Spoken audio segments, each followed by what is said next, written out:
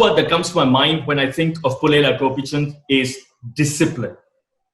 It's fairly obvious, isn't it? Because right through his career, he's been extremely disciplined. He's inculcated that discipline into his wards, and he is producing champions. Thank you so much, Pullela Gopichand, for joining me on this very special episode of the RK Show. How are things? How is life at the moment? It's a very, very different world that we are living in. Yeah, it has been different. I can't really complain that I've had the most difficulties. I think we are the fortunate ones who have actually enough. But also I am been in the last couple of months been at a farm, so I have place to move around. So things have not been bad for me in that sense. But yes, what's happening around is something which really concerns me. I know it'll take some time for every one of us to get back to what we used to call as normal. But in the meanwhile, I wanted to have a conversation with you over the next half an hour or so about you as a super player and your transformation from a super player to a super coach. So that's primarily the aim of this conversation. How easy or difficult was it? Did you actually see yourself as a coach while you were playing at all, Gopi? Not really. And early on in my initial years, badminton was not really a career. Back then, although Prakash sir had won the All England, somehow it around even 85, 86 when I started playing, or around the early 90s, we never thought that Indians would win anything big at the world level. So it was almost like the past 10 years after Prakash sir won, it almost felt as though we are not in the same mold as him, and we can never replicate what he did. So the confidence among the younger group also was not that we'll produce world-class results. So for me, actually, to win at the world level was very good. But what I realized getting on the journey of winning was that we didn't have the best of facilities, and also I wasn't the best of the people available. And somehow it just felt that if I can win the All England, maybe many more can. And that's the kind of mindset I had. Especially in the end stages of my career, it became very clear that it was possible for Indians to win. It was possible for us to be top level athletes with whatever we had.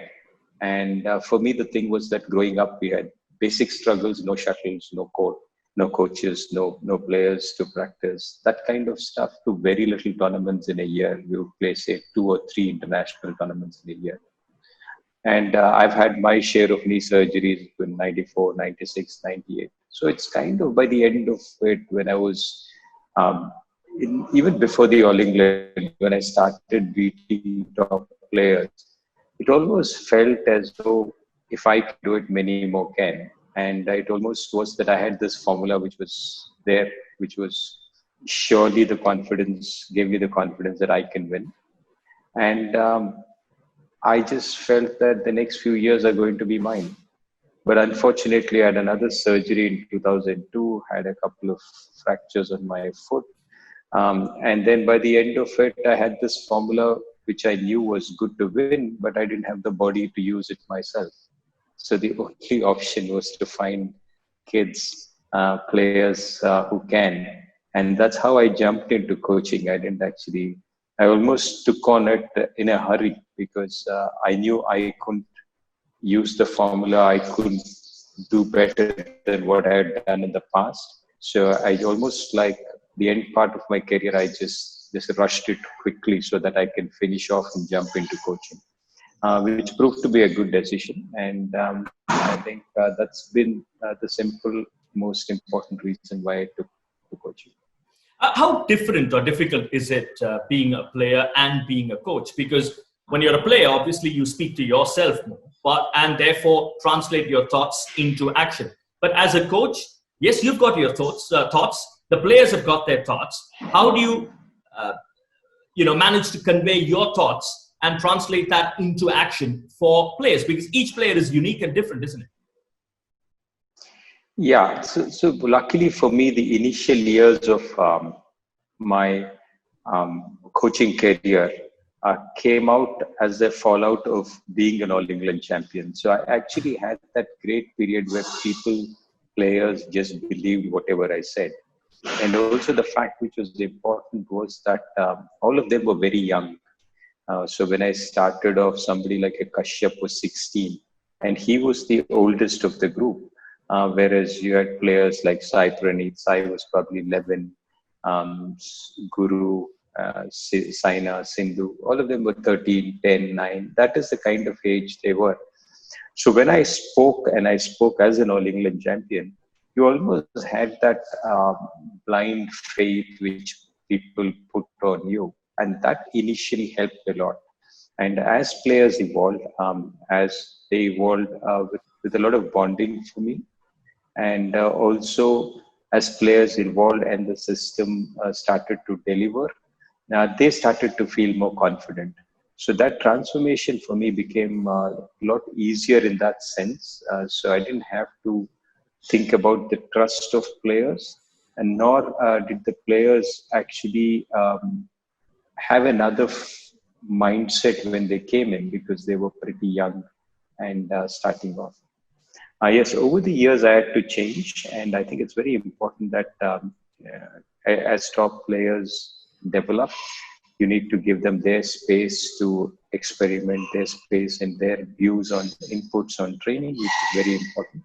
And that's a transformation. I think as a coach, it's very important to know that each player is different, and you cannot have one size fits all kind of a. Give us a sense, because you did mention Saina, you did mention Sindhu. I remember speaking to you at various platforms about how you possibly look at a Saina, how you possibly look at a Sindhu in terms of the way you motivate an individual. Give us a sense of how different the two champions are, and therefore how do you go about catering to their mental aspect of them retaining that energy at the top levels?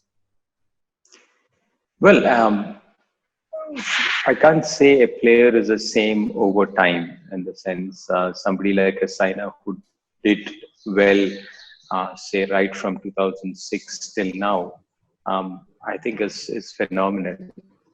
So you can't see that career as Saina in 2006 being the same as 2018. So I think it's going to be different, even from a player from a player to player perspective, but also from a player, him or herself in her own career at different points of time.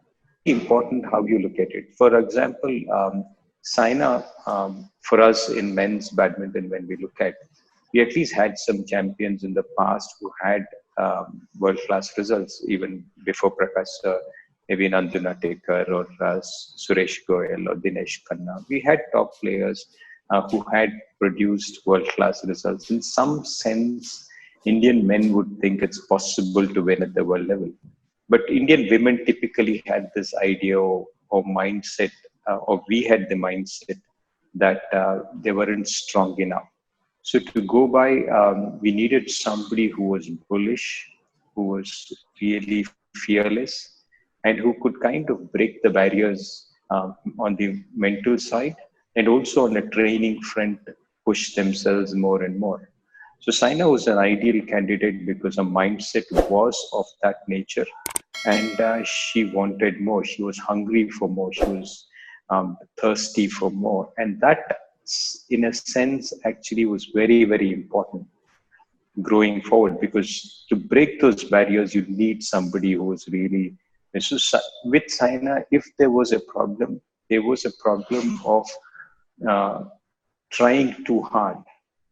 And sometimes you have players, very few players you get who are like that, in that mode, who would win one tournament and want to win the second and the third and the fourth. So rather, players typically would be that you would win one, and then you want to kind of protect yourself and go back and celebrate. But she wanted more. And so that's a quality which really makes her very special. Having said that, she's kind of an introvert. She wouldn't open up, and that's the challenge we have with her. But with the Sindhu, she's more of a people's person. She's more jovial, and you need to kind of get her to start believing in her ability. And also, she's somebody who's frozen in big events. So you want her to be prepared in a different manner. So we've gone in for tournaments where with Saina, I would do a Yog Nidra before a match, but with Sindhu, we are playing some footsie kind of game 2 minutes before the match just to distract her from what's all happening. So I think it needs a very different mindset with different champions. And champions are, in a way, have a great idea of what to pick up when. And that's a quality. When to pick up and when to back off is something which actually helps. From a personal point of view, you've seen them grow up. You've seen a lot of them grow up to be champions. You are instrumental in their career. Of course, did it help you enormously that you had an academy and everybody was there regularly in for it, training? Because when I visit your academy, or when I visited your academy, it almost looks like one big family under one roof. And therefore, that part of it was extremely important in understanding a shuttler on court, but also important off court as well. Well, I think one of the early things which I realized getting into this coaching career was it's not enough if you train players for 5, 6, 7 hours a day. You need to be also in control of what they do for the rest of the 17, 18 hours. And that was a challenge because players weren't ready for that kind of controls. And initially, when I started off, it was very tough because senior players would resist that. But I was very clear that, and that's the way the academy was designed or envisioned in the first place, because I wanted the badminton courts, the running track, the swimming pool, the gymnasium, the food, accommodation, all in one place. I didn't want them to go anywhere else because I believed it was an important part of the training. So before we even had the academy, right from 2003 and 4 when I started coaching, I made it almost kind of mandatory that players have to stay, and the camps have to be continuous. And because before that, the whole concept was to have 2 weeks of camps prior to tournaments, and they would go back. So people would spend more time traveling, doing other things, but not enough time training. So that thing really changed from the very beginning. And I believe as much as my coaching abilities are important, I think the academy as a setup is something which is very, very important. And the entire team of the academy, which actually ensures that their food, their physical training, their mental training, their recovery, all of it is taken care of, is a very, very important part of what we produce. Just curious to understand a little bit more on this subject, because when you say there was resistance, because you're talking about, say, if I were to use the word distractions in this modern day world, you've got social media, you've got the commercial commitments, not that you did not have it earlier, but it's all magnified at the moment. So every step that a superstar of this generation takes is scrutinized, and therefore to keep their focus away from the mobile phones, away from the social media, away from the distractions, how difficult is it to inculcate that part? Give us a sense, give us an example, Gopi. I think I don't do the same things which I have done previously, but I think almost till 2016, 17, which was almost like I would be in tournaments. I would at 8:30, 9 o'clock, I would take off all their phones. I would check whether their rooms had any ice creams or chocolates or biscuits. I would stay outside their rooms to check at 10:30, 11 again if they left the room again, and would be really paranoid about them missing out on sleep. and would ensure that their televisions were cut and their phones were cut. And I would be back in their room when we would train at around 5:30 in the morning. So that's how that whole scenario was in tournaments and also in training, where they had to deposit. They didn't have phones for a long time, but when they had, they would deposit.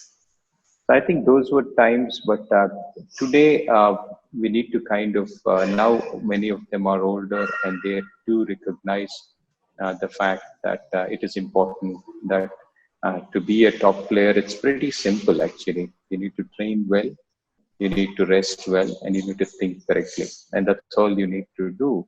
But I think as top players, they understand that. But today's challenges are different because we also have a lot more players, so a lot more teams, a lot more managers to say, and a lot of other coaches and physios and support teams. So to just give you a sense, okay, when I started off, I was doing the job of a coach, a physio, a trainer, a kind of a manager, guardian, everything put into one, and almost like a watchman and all of that in a sense.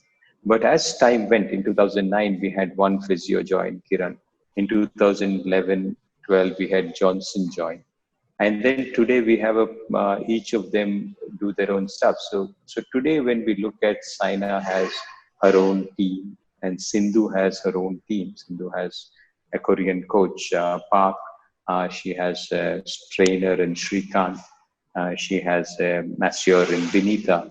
And she's almost have individual cocoon. So today it's very different. So when I say things, they may not make the same sense because I might be saying an overall philosophy, but she in her mind and her personal coaches now have a different mindset. So in the last couple of years, post 2018, I've kind of moved on to this model because of too many people to handle.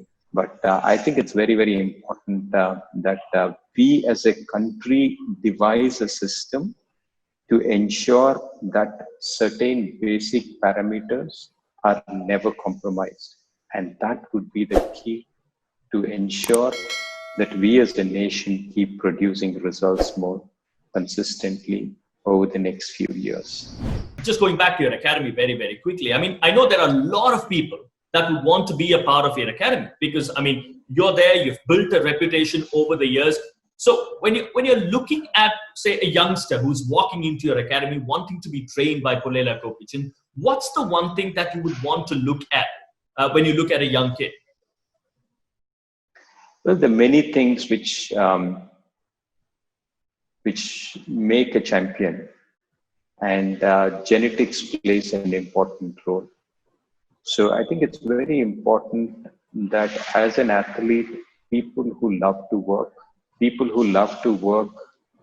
cheerfully, people who find discipline and self-discipline not so tough, I think it's very important that those kind of the people you would want.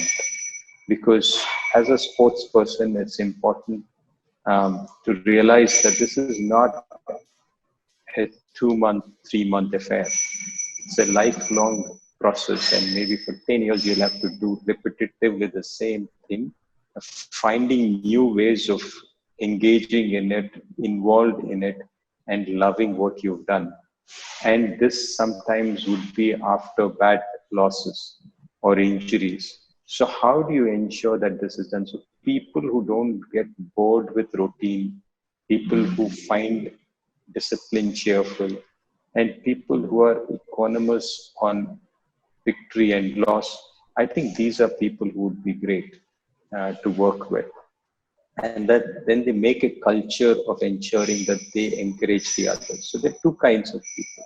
So one whom I would love to see as champions, but also if there's a kid who comes, maybe he may not be the champion himself, but he could propel people around him to also work hard.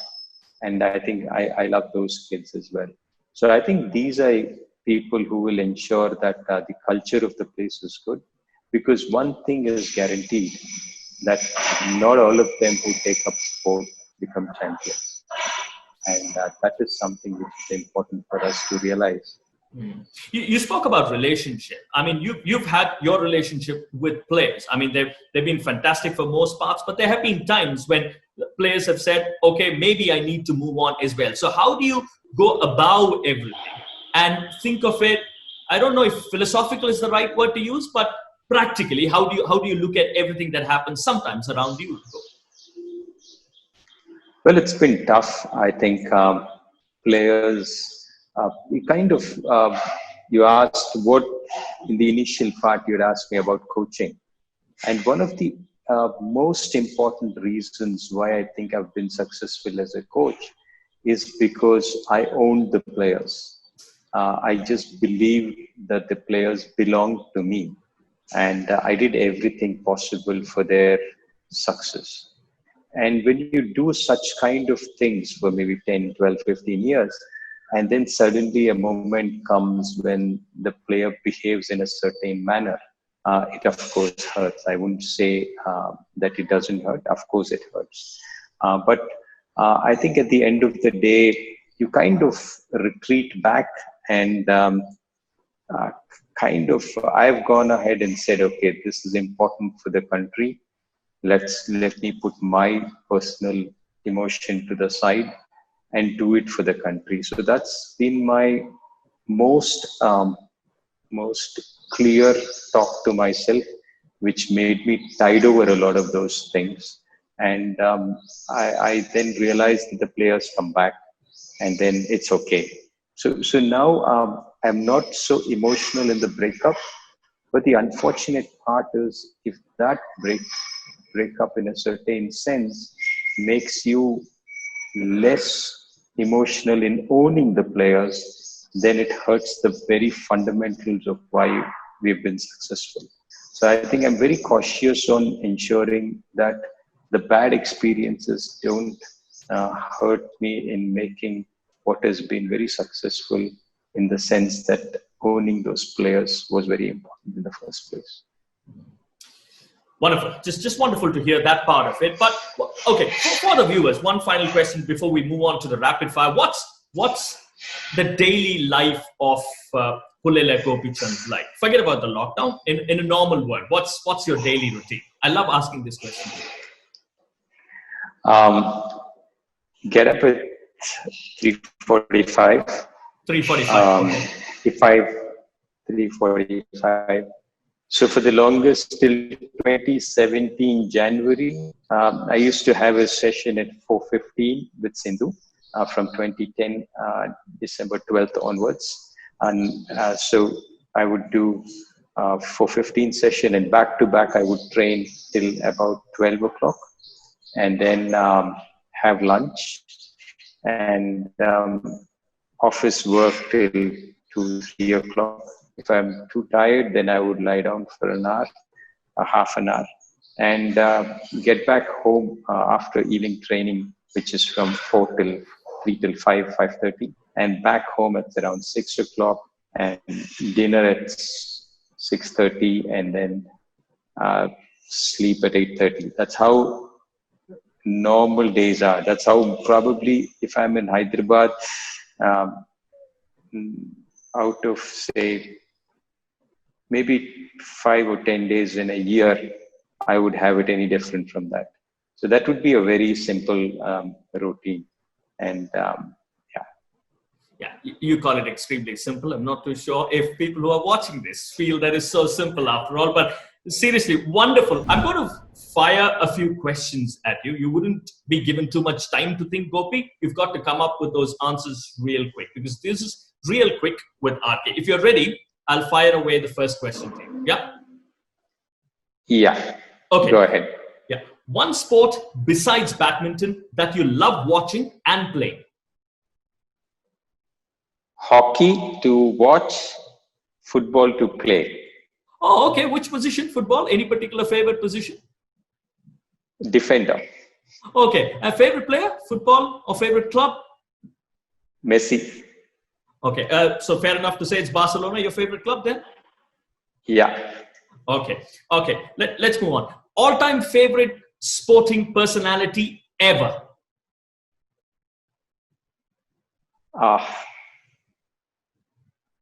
This will be a tough one. Yeah, yeah. But for me, Federer would be one of them whom I would consider an all-time favorite. Okay. Yeah, I could say Federer. Roger Federer. Okay. Will we ever see Pullela Gopichand on Instagram or Twitter or social media for that matter? We might. Oh, is it? Oh, nice. So that's almost like giving it away, actually. Anytime soon, Gopi? Curious. No, I've been resisting it, but the more I see, because the last 2 to 3 months have actually made me realize the fact that there's a lot of connect which can happen, and a lot of coaching and a lot of activity which can happen online, which could be of benefit to many people. Because to scale up, in a sense,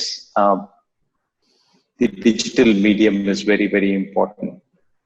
I don't know if I'll be actually on a Twitter or an Insta in that sense, Sure. but surely I would want to have young kids across the country have access to my thoughts.